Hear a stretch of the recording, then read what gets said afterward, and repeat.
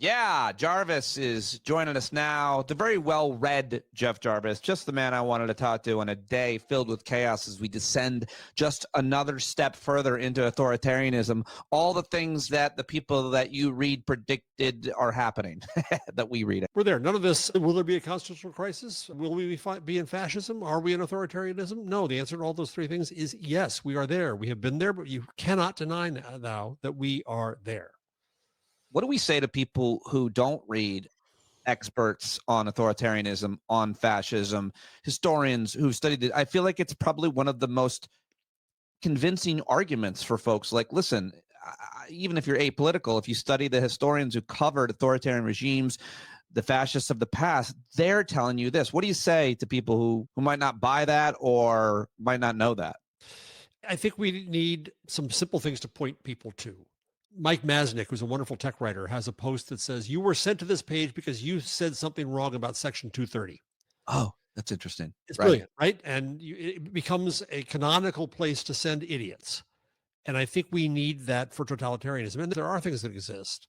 So what I'm about to say is not going to be very helpful, because a wonderful writer named Annika Brockschmidt, who's an author with Revolt and covering Christian nationalism, wrote a really good post. The only problem is it's in German.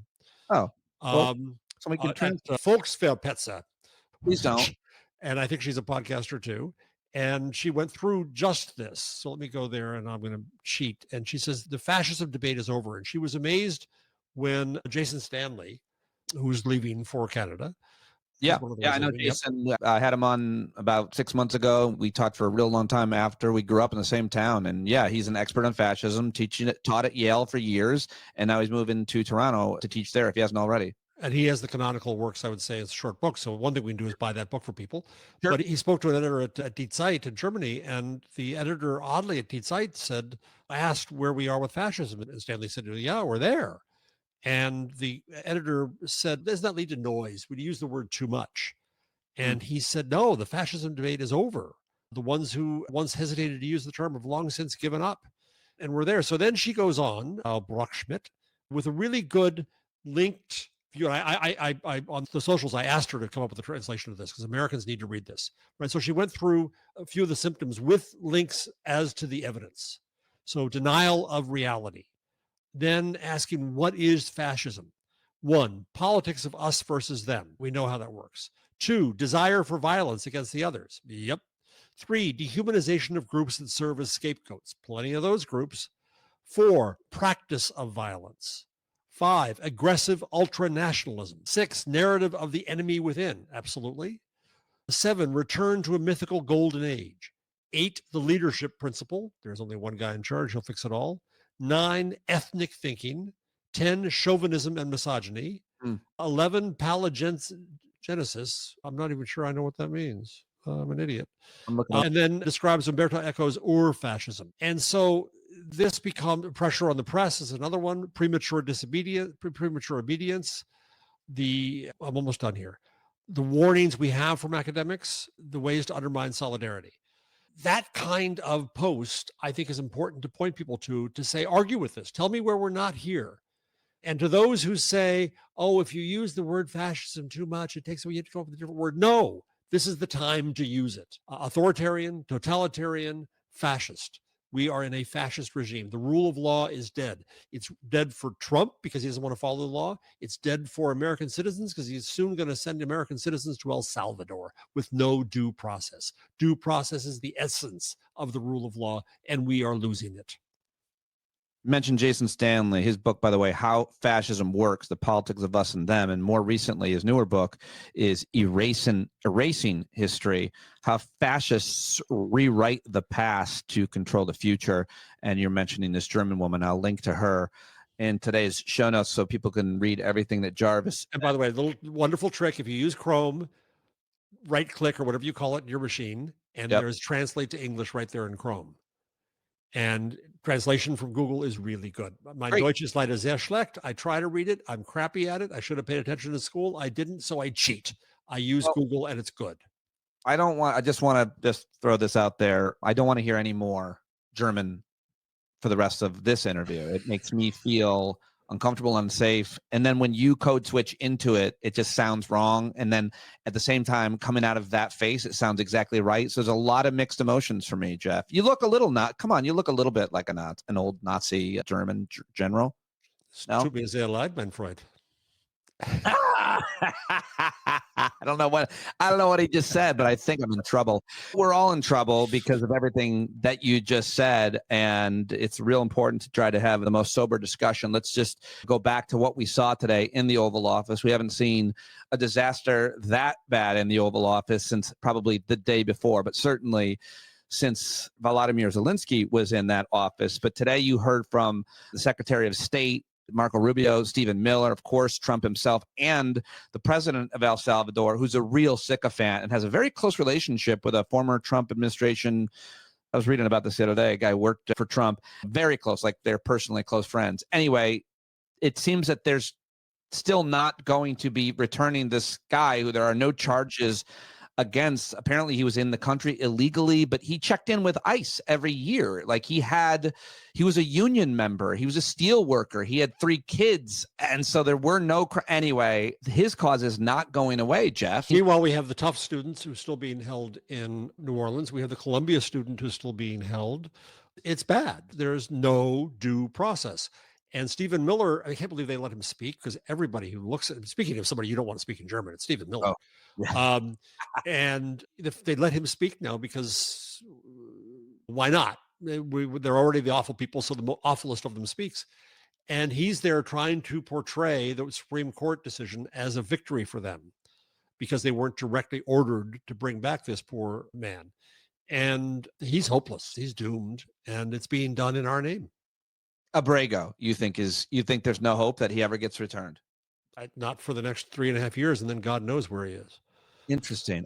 Why do I feel like they're going to give in and that guy's going to be returned? Because that is a cause celeb and it's not going to leave the headlines, and he wants it to. No, because the president who holds him in his grasp now said, why would I do that? Why would I send you a terrorist? And Stephen Miller says, well, just send him back after there had been due process. But what due process will there be? I don't have much hope for that. So I think it's important just to mention that it's one thing to deport people who have actually committed crimes. Obama did that. Biden did that. It's another thing to deport people to a torture prison. Like usually people get deported not to prisons in other countries, but they just get sent out of America and never to be allowed to return, of course. But now they're deporting people to jails. And then today, and I guess it's the most important thing, he said on camera, on mic, homegrowns are next. He wants to send Americans. You already touched on it. You just mentioned it, but where does that put us? It puts us in fascism. He's building concentration camps in Poland. What's the difference? He's going to send people to who he doesn't agree with, he doesn't approve of, who he finds dangerous to him elsewhere. I didn't hear this myself. My wife did when I came in after errands today. She said that there was talk of trying to declare part of the prison American territory, so we're not actually deporting them, and that we're going to send people there again, obviously without due process of law. And even though the Supreme Court has said you need due process, they're not doing a damn thing about it. They didn't order them to bring it back because they wanted a 9-0 decision, but that 9-0 decision was lacking the front teeth. Yeah, everybody's doomed. We're at the whim of an insane totalitarian fool and his horrible henchmen who are even worse than he is. Yeah, say more about the people who openly support him, the electeds, not to mention the administration, his cabinet secretaries. They're all sycophants. Did you see that they're now, some of them, at least the head of the FCC, they're wearing pins with Trump's gold pins of Trump's head? They might as well be Mao. They might as well be Mao pins. Yes, Mao pins, or they would carry around a little red book of his quotations if any of his quotations made any fucking sense, but they don't. Though I picked it up. I don't want to be seen with my fingerprints on it, but at the bookstore I saw a colorful book, Trump's Greatest Speeches. It had to have been published by The Onion, but no. It's real? Yeah, it's real. It's real. Can you imagine how they had to edit that shit? I know. They edited that. Would you take that job for the money? No. I was joking. No. So now there's a whole bunch of sycophants that are obviously supporting him, and it doesn't seem to be like there are any guardrails yet. No, We there's haven't not. seen anybody in the administration stand up to him. We have seen some people get things wrong or make mistakes, like his DNI, and you could argue Peter Navarro, who's like his trade czar, and others, and they get benched. Elon seems to have been pushed to the outside a bit, but nobody, those are all accidents. It's not as if they spoke out or up against the president. And if you do that, you get fired or removed, whether you're a judge or an IG, an inspector general. Yeah, and Elon's mistake was not disagreeing with him; it was losing an election and spending a fortune on it. That Right. you're not as brilliant as we thought, Elon. And meanwhile, those who bow to him only find if you bend at the knee, you get kneecapped. Look at Columbia University, right? Again and again, they force Columbia to do whatever they say, and then it's never enough. So finally, today, Harvard got some ivy-covered balls and said that they're going to fight. Law firms, as we know, are bending at the knee. Young Rachel Cohen is a model to every lawyer for having fought. There just aren't enough people in any sector who are fighting. Who's Rachel Cohen? She was at Skadden Arps, and she's the second year law student who wrote the memo saying, if you don't turn around what you're doing, this before they bent at the knee, then I'm going to have to leave. And they cut off her email and said, well, then you're leaving. And they then bent at the knee. And so these law firms aren't going to fight for you. She's great. Rachel Cohen, you should have Rachel Cohen on. She's very good. The law firm's name is Skadden. It says Skadden Arps. The headline is Skadden, a Skadden associate quits and calls out big law for bowing to Trump. Huh. Yeah. She's great. She was on TikTok before she got picked up by TV. She did TikToks explaining what she was doing, reading her letter, talking about other people who were doing the same thing. And unlike lawyers who were doing anonymous letters, she put her name behind it. And she's got the courage that so many of her seniors do not have.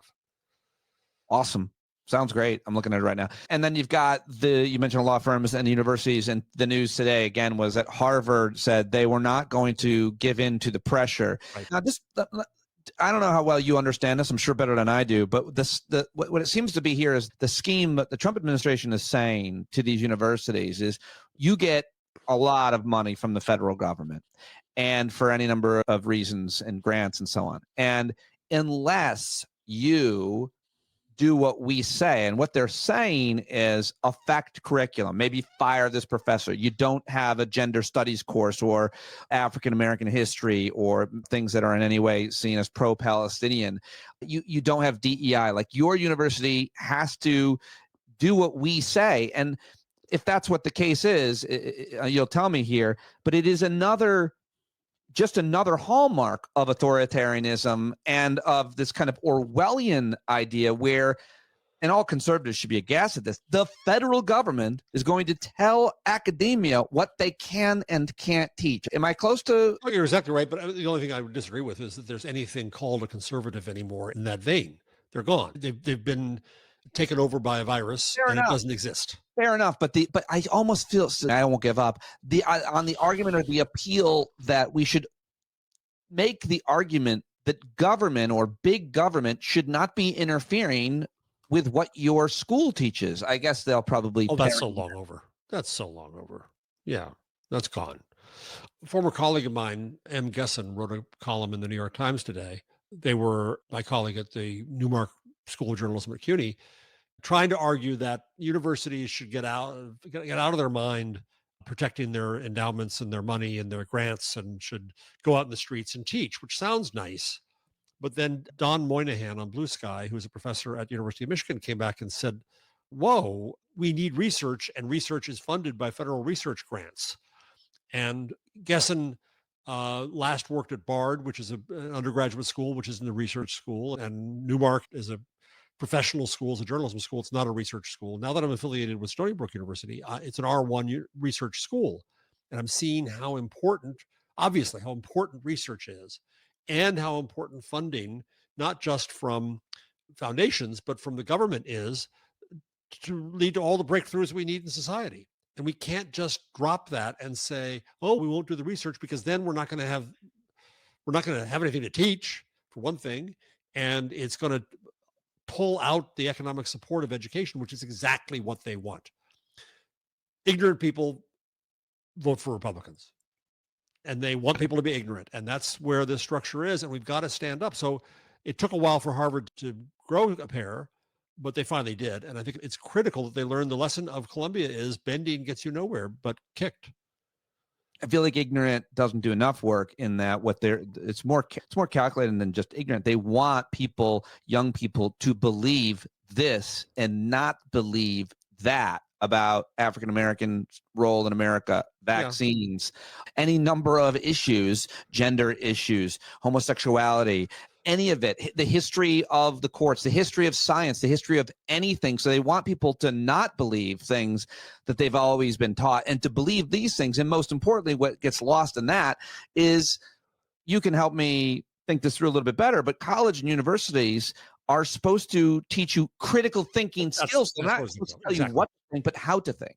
And so it's not just that the thing about this is that a lot of the beliefs that you've just listed don't really matter. They're interchangeable. You can hate blacks or Jews or trans people or immigrants. It doesn't matter as long as you hate someone. And so it's not as if there's an ideology here that says, if we only got rid of all the trans people in the world, everything would be okay. Our mission is accomplished. No, they had to pick on who was available now. You can't do the Jews anymore because it's been done. You can't do black people anymore because it doesn't work in this country. So they had to find the next possible group to other. And so it's not so much that they have a particular ideology or belief set to inculcate. They just don't want you to have the critical thinking so that you're vulnerable to anything. And every time I'm on the show, I quote Hannah Arendt. Yep. But this is where she comes in. The people grab onto abstract notions, and they want you to be able to grab onto their abstract notions. Mentioned law firms and mentioned universities. But what came first was the pressure on media outlets like ABC News and CBS News. And the latest is our orange tyrant authoritarian put out a post overnight attacking 60 Minutes and says that they should be substantially punished. Now, this is the second time he's gone after 60 Minutes in a month or longer. No, because he said that they edited a Kamala interview. Of course, they released the full video, and they didn't, but it hasn't stopped him. So what about the power that he has and his Department of Justice has over major corporate media outlets, much less feel free to work your way down all the way to me in my tiny little shed, my apartment? Anyone who speaks now is vulnerable. You're vulnerable on social media. You're vulnerable anywhere. They could decide to come after any of us. And the question is how people react. We've talked enough together about the New York Times and my disappointment with them and the Washington Post and CNN oftentimes, not always. But I think it's not as simple. In the case of ABC, they settled. In the case of CBS, he's suing. That's an obvious case of backsheesh.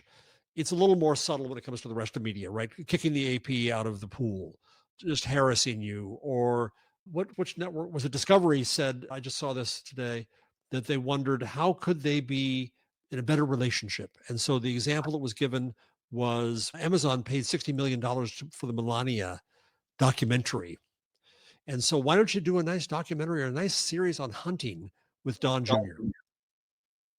Is that right? I never heard about that. Yeah, I saw that today. I'm not sure. I wish I had the citation now. I'm bad that I don't. And so I don't know how reliable that is. Discovery. It was on the socials. Maybe it was true. Maybe it wasn't. Michael Wolff wrote, Donald Trump circle suggested David Zaslav give Don Jr. a hunting and fishing show on Discovery. Michael Wolff, thank you very much, Michael. You trust that guy, Michael Wolff? Do you know anything about him? Yeah, I've been around him in the past. He can drive me crazy, but he does he gets some inside scoops. Today, also, Hungary is adopting a constitutional amendment to ban LGBT gatherings. Now, that's something I support because I don't love when gay people are out there forcing their homosexuality down my throat. Because otherwise, just all it takes is about 30 seconds and you're flipped. Yeah. I know. Every time I go to one of these gay gatherings, I always want to have sex with a bunch of guys, and I don't like that. The problem is they don't want to have sex with you, and you're hurt. That is untrue, my friend. Oh, I hit where it hurts. I couldn't go with your improv. I was like, I refuse to acknowledge that is not true. But this is pretty crazy, and I'm already seeing. And it's coming here next. Right. That's what I'm saying. They want to ban anything that's not their view of gender, and they'll ban it. They'll do exactly what I mean. Orban is just his trial balloon. All right, I got a question for you. How The would you know if it's an LGBT gathering? Like, gay people are going to what does that troll mean? the government so hard. They're going to dress up as like the most masculine, anti-gay types, and then just do the gayest, and then just have sex. Hello, village people. They performed at the inauguration. But yeah, but I that's know true. it's not the real village people too. But the truth is, though, that's not a good example because those guys basically kissed the ring. And Trump is a racist, anti-Semite, and anti-gay. But if you are a black or Jewish or gay person and you go kiss his ring, he's fine with you. He's okay with specific people who have professed their loyalty to him. That's true. And they get a pass. They don't get sent to El Salvador. All right, Mr. Funny, I got a question for you. All right. So the White House Correspondents' Dinner, and I'll reveal that I think it should have been canceled years ago, Oh, but they keep on going with it. And then this year they were going to have Amber Ruffin yeah, do the talk. And as we all know, she was canceled, literally cancel culture.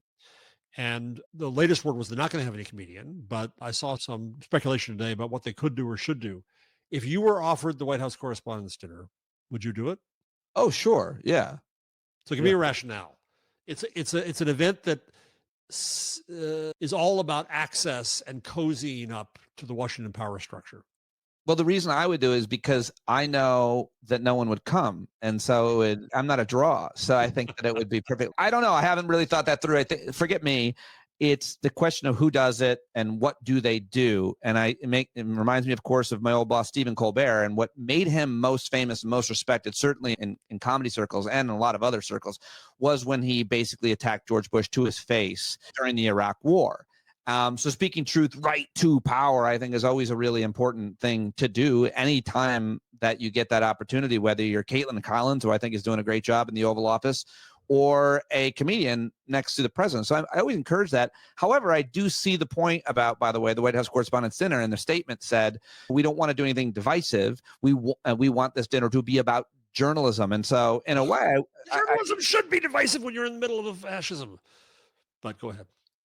I actually don't. I'm not going to belabor that point because you're absolutely right. So I'm not going to try to convince anybody that's a fair point. You're right. You're right. And so when journalists think it's our job to make everybody be cool in the middle of the fire, that's exactly what's wrong with them. What do you think? Answer your own question. Oh, I think it should be canceled. I think that it's the worst of access journalism. And I'm sorry, you think the correspondent dinner itself, it's all about journalists dressing up, nerd prom as it's called among them. Yep. And they want to go and they want to be next to celebrities and the powerful in Washington. Yep. And they think that's what gives them value. No, their value should be being out in the rest of the damn country, hearing what the people are going through right now. And that's where it doesn't matter. Same as I think that the White House briefing room is now a charade, and the AP should still be there for the record, but everybody else should leave it. Jay Rosen from New York University said in 2016 they should just send their interns because it's a meaningless event. I'm sorry, just to be clear, the Associated Press should be allowed to be there. They're being barred by the administration. And if they're not allowed, you believe that all the rest of the media outlets should join in solidarity and not. And so the argument, we may have talked about this last time, the argument then is, my God, you're going along with him. No, he's devaluing the media. Devalue his event. Devalue the blonde liar who gets up there. Show that it doesn't really matter and it's not truthful and it's not worth the attention that it's given. And go do real reporting out in the world. I think that's a really interesting thought experiment that is not going to happen because of the reason that these outlets do exist. It's the poison of access. There's a lot of poisons in journalism, right? One is access. Another one is attention. Another one is just simply ego and celebrity. If we really rethought journalism at its most fundamental basis, it's about helping communities inform themselves, and there shouldn't be stars. So the New York Times of late has these creepy moving pictures that look like Harry Potter's newspaper. Oh, God. I know what you're talking about. Yeah. I'm doing a silent miming for those of you on audio. And so yesterday they had, and so I think it's, the photos are creepy. Number one. Number two, they do it with their own people a lot. So you see Barbero, they're looking very serious all the time on page. Barbaro moving his head, right? So I think it was yesterday they had not just 2/3 down the way of the page, but at the top of the page, one of their correspondents, whose name I forget, who was talking about the on and off tariffs and was excusing the idea of insider trading on that basis. That no, there's nothing really wrong with Trump telling people that he's going to do this and they make some money. So what? There's not a law against it. That's what the New York Times was saying. And it's bad enough they were saying it.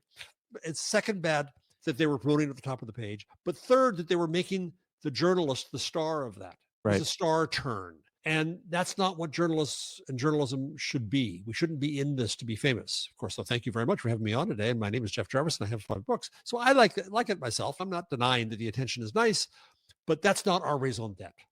No. And that's disturbing. I think that the papers are doing that. And the Times especially is doing that now.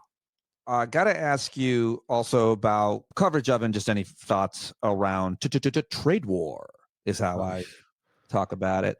Last week, of course, that was the big story. Trump caved, of course, and we can talk about why. But yeah, how do you see that? How should that have been reported? What's the framing on that? Who got it right or wrong? Any answers to any of those questions, and just your thoughts around his cave and why you're hedging on that description.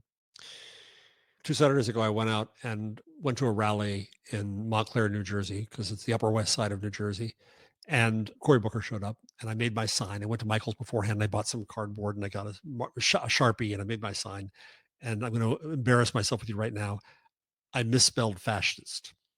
I do it every day. I couldn't say it was a typo. It was my own hand that did it. Luckily, I bought more than one piece. I do. I put fascism as tags in almost every day's podcast. I can never get it right. It's simply the S or the C. So I have nothing but mercy for that. I can't spell it so much. C after S, except for, yeah, I know.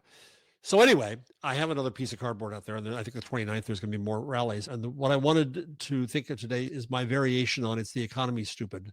My sign is going to say it's stupid's economy. Because he took a perfectly good, growing, healing, expanding economy that was Bidenomics, God bless it, and it was working, and he purposefully ruined it. And I don't think, and they're making this into, well, his tariffs and this and that, and they're trying to explain it. No, he took something that was working and single-handedly ruined it, not just in America, but around the world. And they're not treating it, I don't think, sufficiently as his, solely his. And they're not going out in the world enough. They're doing some. I see some stories, right? The farmers who were pissed off, or the beef guys who were happy, or this little business who doesn't know where they're going to get their supplies. Yes, they're doing some feature stories on that, but it should be a lot more. Once again, it should be not Trump-centric, but people-centric, public-centric. It's our economy.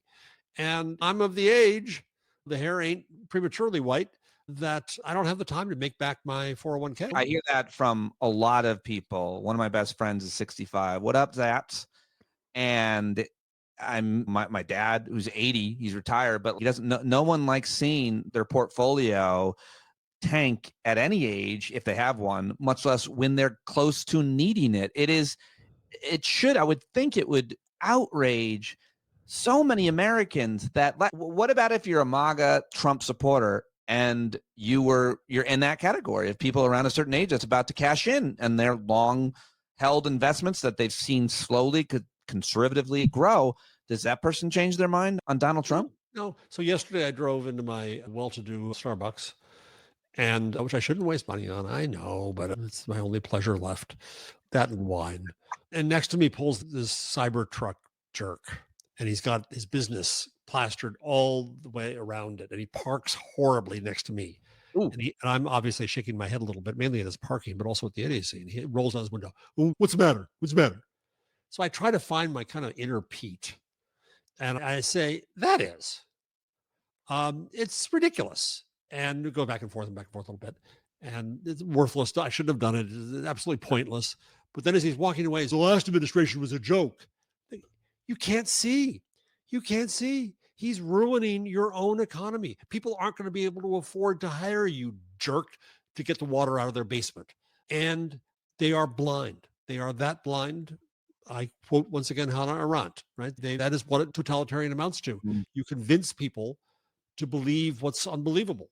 And so there is a proportion, probably 40% of the country, who are irredeemable. God, I love this. Can we get the others?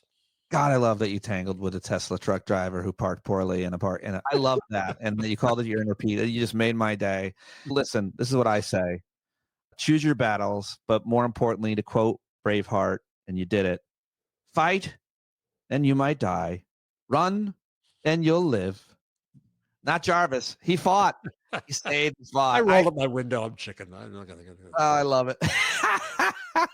All I want to know is every other nook and cranny of that story, what he looked like, what he was wearing. Yeah, you're right. It's not worth it.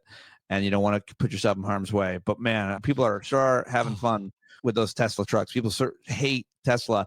His car company has lost like 9% over the last quarter. Who's That's buying? the best Schadenfreude there is. Yeah. But by the way, speaking of buying cars, I just want to add this in.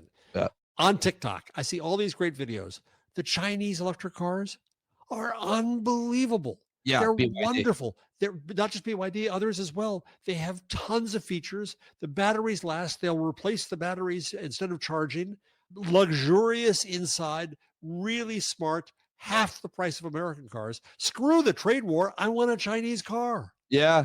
Yeah. Look at you, communist. Yeah, fine. I read the same thing, that if it was China, that the technology is available, that you're going to be able to charge up a 300, 400 mile battery in the same time it takes to fill up your gas. It's like the technology exists. I don't know if it's affordable yet, just a few minutes. And they're going to have it first because they're investing in renewable energy and we're investing in coal. Beautiful, clean Jeff Jarvis coal, which I think is great. It's great for America. So trade war, more trade war talk, Jarvis. You're seeing a lot of pressure being put on the administration from the captains of industry and Republican donors, especially. And for sure, that's one of the reasons why he definitely walked them back. But again, a lot of journalists and reporting headlines are getting it wrong in terms of that he put a pause. He did not put a pause. He lowered the tariffs. And most importantly, even if you agreed with this strategy, the way that it's being rolled out and the confusion that there is between the Secretary of Commerce, the Treasury Secretary, and his trade people and his economics people, Kevin Hassett, Peter Navarro, they're all on different pages. Yeah. And they go on TV and they testify on different pages. There's going to be exceptions made for electronics. Trump's, no, there's not going to be. Like, even if you supported it, their ability to govern is almost something that gives me hope because it's the recipe for failure every day. There were a lot of incompetent Nazis too. I wouldn't find too much hope there. And they have guns and they have jails and they have the power that we don't have. So no, I don't find much hope in their incompetence. All right. I think they'll screw it up. But the other thing, I was trying to think about this morning, Pete, that if you try to get into Trump's psychology, which is an impossibility, but you say, okay, he puts all the tariffs on and everything goes down. Everybody says that's the one thing he actually believes because he's stupid and ignorant and doesn't understand how economy. Yeah, like President McKinley in the 1870s. He thinks that's how he's going to get a different tax money and whatever. But then when he did pull them back, the market goes crazy, right? But he couldn't stand happiness. He couldn't stand that. So he had to prevaricate again to bring it back down, right? And then he goes with the phones and computers and chips and he pulls back, doesn't get rid of them, but pulls back on those and those stocks go up and he couldn't stand that. So he immediately says, oh, it's not going to last forever. I'm going to go back after them. He wants misery. And all I can figure is that his daddy was horrible to him and he thinks he's the daddy to the world now. And he wants to do to the world what daddy did to him. Oh, that's one way of looking at it. Who knows? He just really, cruelty is the point. And what's even more upsetting is that so many of his supporters feel the same way, that they would rather lose their investment portfolios. They'd rather see people be put in pain and lose their money, their jobs. I don't know if they quite look at it that way, but it would seem hard to see it any other way. At least RFK Jr. is doing a good job. I just want to trigger you because I know you've been talking about him. Yeah, it's just he's killing people. He's killing people. It's awful. Where was it? I think South Jersey now has lost its measles hide immunity because one community down there doesn't get vaccinated, and it doesn't take everybody not to get vaccinated. It just takes too many to be unvaccinated, so it doesn't work as well. And yeah, it's dangerous. And this goes back to what we talked about at the beginning about universities and education and science and medicine. It's an utter contempt for knowledge and intellect. RFK says that we'll know the causes of autism by September, though. which is how science works. You put a deadline on the scientists, and by God, they'll find the answer. That is a really such a yeah. That is not. I don't think that's how it works. That's not Pretty how it sure works. No. that's how science works. All right, where are you finding hope and joy? Man, I'm not. I realized that I hadn't watched a whole season of Hacks, so I got to start watching CB. that one. Yeah. What do you think? What do you think CB. of that one? Do you like that show? I never saw Hacks. No, watch that. You a I comedy show? A show about comics? yeah, oh, that's why. Yeah, no, I that gives me too much. Too It's too close to home, especially that one. Yeah. Really? Yeah, I don't like to relive and think about my days in comedy. I succeeded in every way I wanted to. I lived my Uh-huh. dreams. I loved it, but sometimes I'm tempted to go back and live that life a little bit, but it's bad. It's Yeah. not great. It's not great for so many reasons. And I had a lot of, as much as I had a lot of success, man, I saw a lot of pain and felt a lot. And so watching that show and other shows like it make me, it's a little traumatizing to Yeah, I can use. see that. But it's a good show. It's a I very good just show. finished, speaking of traumatizing, The White Lotus. Did you watch that? No, I'm not into that. You It's don't just need, no.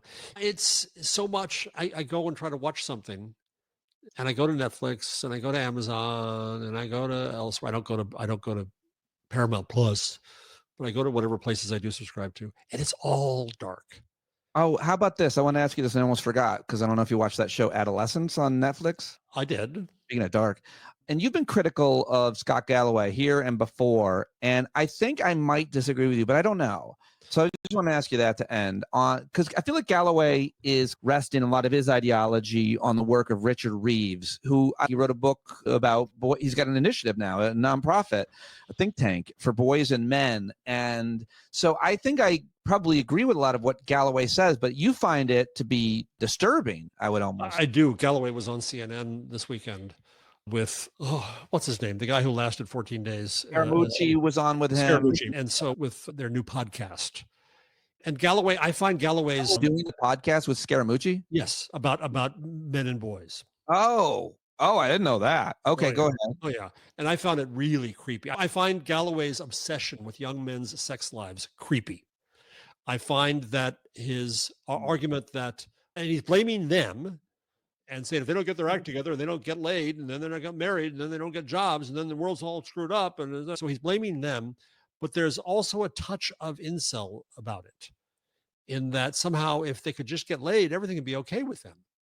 And so it implies some blame, I think, on women, even though he says women are far ahead, women are far better off. He's complimentary to young women, but still the equation there is if these guys don't get laid, well, they're all going to be messed up in life and that's the end of them. And they don't have families and they don't have children. And that whole idea of it's like Elon Musk wanting everybody else to have children and none of his damn business.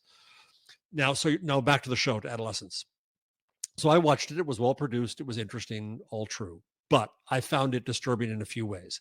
It hints at, oh, it's the internet. He was in his room at night and we didn't do anything. Could we have done anything? And no, it was the internet. And the light was on. He was there all the way. And so it just leads you up to that presumption, unless everybody else fill in that blank as if, oh, that's what caused this kid to be screwed up and murder a girl. No, it's not that simple. Nothing is that simple in life. A. B, what really disturbed me, and unlike Galloway, it was worse than Galloway, in that it implied that the cause was that she called him an incel. So that made it her fault Right. that she did this. And yeah, he's a loser, but she shouldn't have called him a loser. It's basically what it was. And they don't go so far as saying she got what she deserved, but it was victim blaming. And so everybody now there's talk about doing laws in the UK because of the impact of this. And this is exactly the problem I have is that it's ignorant, it's uninformed by the research. And look at the research of Amy Orban and Andrew Przybylski from Cambridge or Oxford, one of those two. They do a lot of really good work on this. And I quote them at length in my book, The Web We Weave. And I think it's important to base our discussion of young people and technology and their lives on actual research, not on our presumptions. Because let's remember that your generation and mine was completely ruined by comic books and television and rock lyrics, never mind drugs. Are you familiar with Richard Reeves, his book Boys and Men? I've not read it. I'd love to know what you think of it and his work, because I'm not familiar with those two academics that you mentioned. I believe that his book is based on research, or else I wouldn't have been referring to it so much. And the way that you put it about Galloway, I wouldn't really argue with it. And I do agree with your actual analysis of adolescence. I felt the same way. But then one pushback I got was they didn't want to say what the cause was, because there's a myriad causes that are making boys and teens, quote, this way, whatever we want to describe. But let me just walk back and ask you, what do you think the problem is? Because Reeves and many others, including myself, think that men and boys are suffering in lots of different ways and having lots of different problems. And we need to acknowledge that and try to figure out what can be done about it. And I think that it's hard to diagnose, and I'm not going to diagnose it. But I do think, especially, I'm talking a lot about men, but young boys as well are suffering in certain ways that make it, or frustrated in certain ways that are making them act out and making them become horrible people, horrible men, and do terrible things. I'll go Or with their just, methodology. or just be depressed and killing themselves also. Sorry. That too, but I'll go with their methodology. Let's look at women. And what's the major differentiation with women and men? It's education. Look at the enrollment now in colleges. It's heavily women. Look at what happened in East Germany. The women left because they got educated and they found opportunities in West Germany, and they left the men behind. Women are getting educated. And what's the right doing? They're trying to tear down education because they want angry men. Right. Angry men are their fuel. They're their troops. They're exactly what they want them to do. And so that's where this comes from, is that the anger is fueled. And it's hard to, you and I often talk about our privilege, and we have it, and have it in plenty, right? And we're not Black, and we're not women, and we're not trans, and we're not immigrants. And so that's not to say that a young white cis male doesn't have plenty of cause to be depressed or angry. Certainly they can be. But to act as if it is a generational and racial entitlement is exactly where we shouldn't go. We shouldn't be acting as if we have to pay special attention to young white men when we didn't pay special attention to young Black men who have their own difficulties in this country But and don't get the same attention. But of course, there's a huge issue with sexism and misogyny in the Black community with men.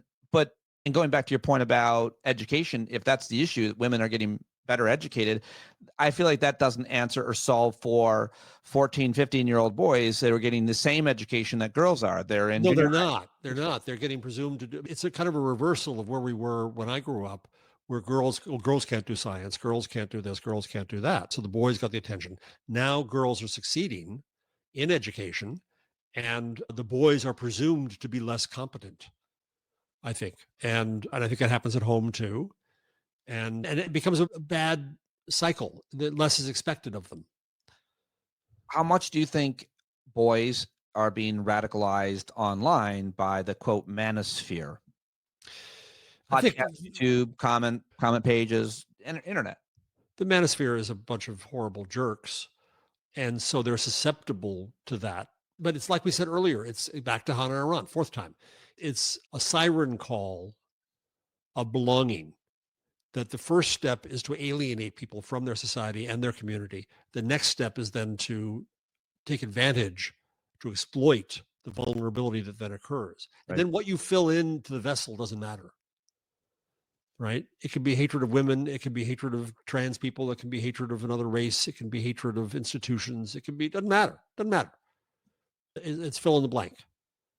And so the radicalization, the problem I have with that as a framework is that it almost presumes an ideology that doesn't exist. We're going to find people who are vulnerable, and we're going to exploit that vulnerability. Doesn't matter how. That is what happens, though, right? Yes. Yes. Yeah. So it's not that there's something. Is there a lot of toxic masculinity? Yes, but it could just as easily be racism. It could just as easily be anti-Semitism. Right. It could just as easily be xenophobia. But before the internet, that was pretty generally easily diagnosed as belonging, and so a lot of young men would find belonging in extremist groups. Right, but what precedes that is alienation, is a sense of not belonging to a community. Now, you're going to have those who are going to argue that's why they have to go to church, and that's why they have to be in bowling groups, and that's why they have to be in the little league. And as somebody who could not hit a ball to save my life, don't think that's the solution to everything. Were you good at sports? Yeah. No, figures. Yeah. Yeah. All sports. Were you? But I was never. The coaches liked you. Yeah, but no, I played all sports. I'm a good athlete, but I'm not. I was on the varsity teams. I played college lacrosse, but I never got off the bench. I sat the bench. Yeah, okay, but you was can do good it. enough. I'm really good next to someone who's not athletic. See, you'd be brilliant next to me. I can't do a thing. Too much body for one brain to handle. Never could do a damn thing. You can find belonging anywhere now. Yes, you can. You don't need sports. You could join a role playing Dungeons and Dragons or cartoons or race car, any number of things that you're interested in. You can find belonging on the internet. Anything, plants, gardening. Yeah, part of the problem I think is that we diminish the value of that belonging. Oh yeah, lonely little suckers down in his basement playing Dungeons and Dragons. Right. Oh, value if you find your joy and find your companionship where you can. Good, fine. I've been known to do that. I've been known to judge and minimize someone based on their interests. Podcasting. Podcasting is cool. Chicks love it. Jeff, always great talking to you. I really appreciate it. Thank you, sir. Certainly.